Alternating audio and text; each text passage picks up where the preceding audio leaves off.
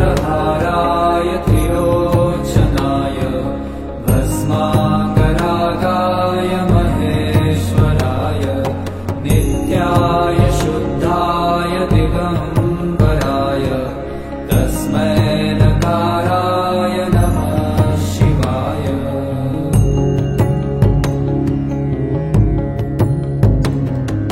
मन्दाकिनी सलीलचन्दनचर्चिताय नन्दीश्वर प्रमथनाथ महेश्वराय मन्दार पुष्प बहु पुष्प सुपूजिताय तस्मै मकाराय नमः शिवाय।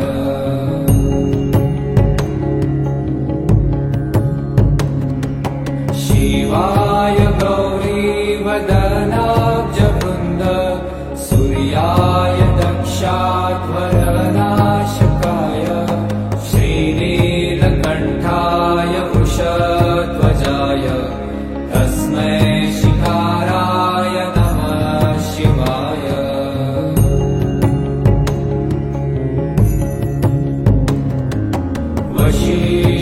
वसिष्ठकुम्भोद्भव गौतमार्य मुनीन्द्रदेवार्चितशेखराय चन्द्रार्कवैश्वानरलोचनाय तस्मै मकाराय नमः शिवाय।